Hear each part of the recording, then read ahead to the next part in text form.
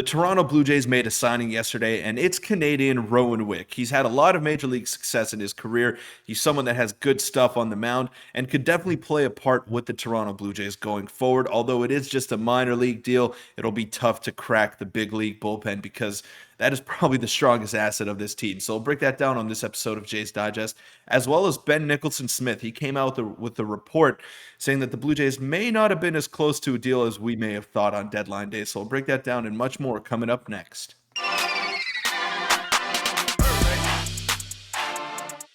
What's up, Jays fans? I'm your host, Peter Vryonis, alongside host Nick Gosse. And the Blue Jays made a signing past the deadline, and it's Rowan Wick. He's a Canadian. He's someone that has had success in his major league career, and it's something that we'll break down, Nick. But, just a lot of news coming out of Jays land recently as we trickle away from the deadline.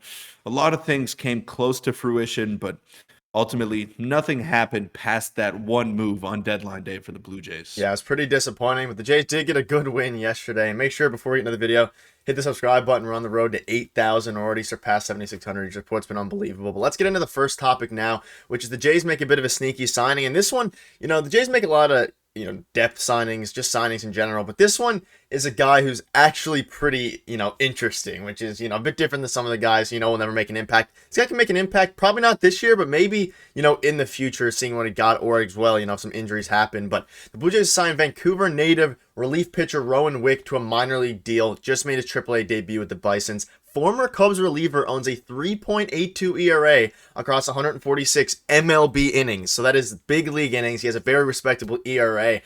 And, this is a guy that I think, again, depending on injuries, depending on stuff, he might not come up this year, but he could definitely make an impact going forward if they extend his contract, if he performs well with AAA.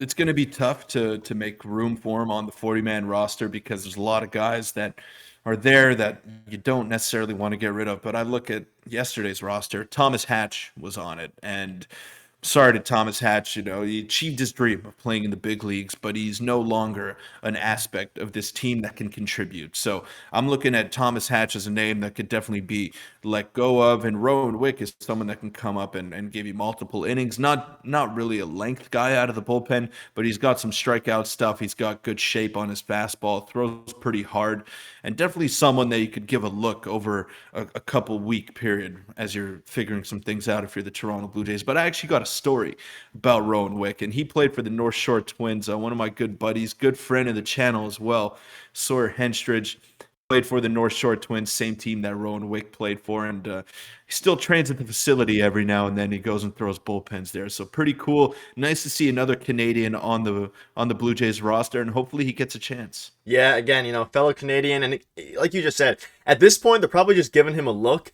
But you don't really find relievers like this too often that have, major league experience with an ERA less than 4 getting signed to a minor league deal. And it's not through a super small sample size, 146 innings. It's obviously not a ton, but he is a reliever. He's never started. And looking at his stats here now, you can see that kind of been up and down, but from 2019 all the way through really the rest of his career from 2022, that's a pretty respectable ERA. And it's something that, like you said, guys over Thomas Hatch, even guys over Nate Pearson lately, who've really struggled. Nate Pearson needs more time in the minors to fine-tune his stuff and get his command, but it's a guy that, maybe will have a similar trajectory to, Jay Jackson in the sense of, Jay Jackson had some success earlier on in his MLB career, and then he kind of got, thrown around, and now he's with the Jays having, tons of success. So I think there's a, possibility with that, but these numbers are very, very solid aside from his really small sample size rookie year. And like you said, he has a good fastball, he has good stuff, and it's actually a signing that I think may have went under the radar. As recently as 2020, he had a 147 ERA plus in 17 innings, which of course was a COVID-shortened year. But even in a COVID-shortened year, he was dominant and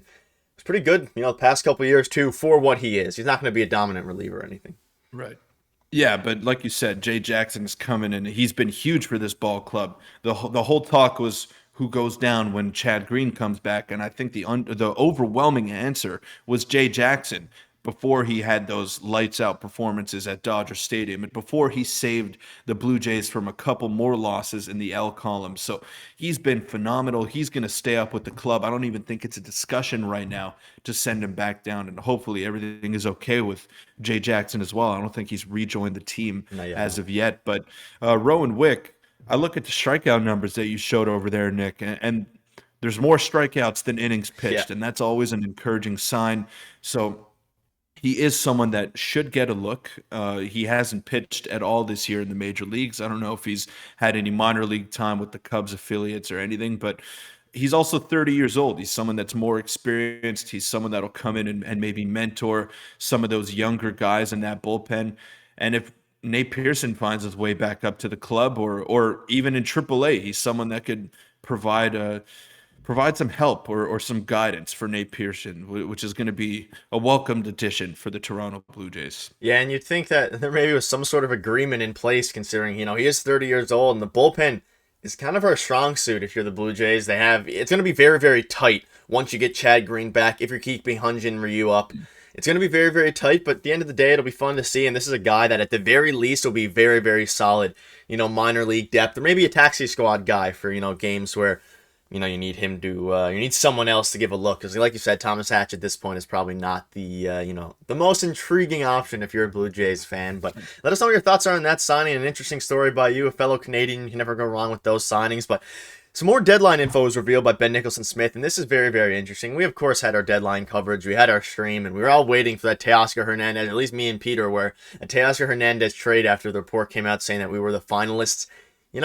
It seems like that was just what it was, and it was just a report. As Ben Nicholson-Smith said on, I believe, a podcast saying, but though they discussed names such as Teoscar Hernandez, the talks didn't get serious, according to a source. They also discussed names like Mark Canha and Randall Grichuk, but the Blue Jays were never especially close to making another deal. And the wording and, the kind of the sentiment in the comments of this Reddit post here and from the podcast as well makes it seem like Mark Canha was kind of their, realistic target that never really made offers for Teoscar or the other one.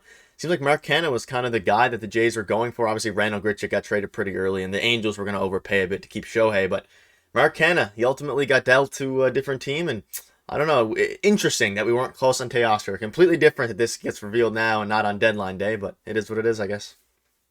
Mark Canha is pretty intriguing. He's having a decent year with the New York Mets in their season of mediocrity and Yep. season of disappointment. He's been one of the bright spots, so I definitely would have welcomed that. And it's interesting that they chose to go after Mark Canha as opposed to Tommy Pham, who is probably the more exciting bat on the market.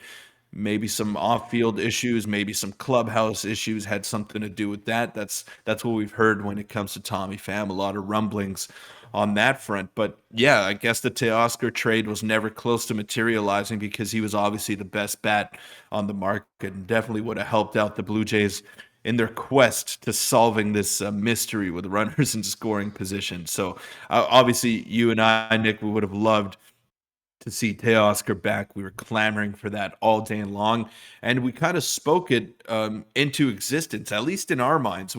I had myself convinced that Teoscar Hernandez was once again a Blue Jay and that he was going to be putting on that uniform until he hit free agency in 2023 in the offseason, but I guess it wasn't the case, man. I guess we gotta wait till the offseason to make a bit of an upgrade in that right-handed hitting section of the lineup, but it is what it is. Ultimately, like we've been saying for months now, the Jays just have to play better. They have to perform. They won yesterday, but they only had a handful of hits to show for it. They got the game given to them by the Baltimore Orioles, but win is a win. You take them as they come, right? Yeah, and it kind of goes to show how, many of the rumors really never come to fruition. A lot of them do, and a lot of our rumors were actually kind of right on the money with some of our videos if you look back, but maybe Teoscar Hernandez, I think what ultimately happened was, maybe he wasn't all that available because it seems like the Mariners kind of just, stood in the middle. They sold a little bit of their bullpen, but other than that, they were they stood pretty pat there. Like Mark Canha is having a great year, but no mention of Tommy Pham in this little report, which is interesting, which means,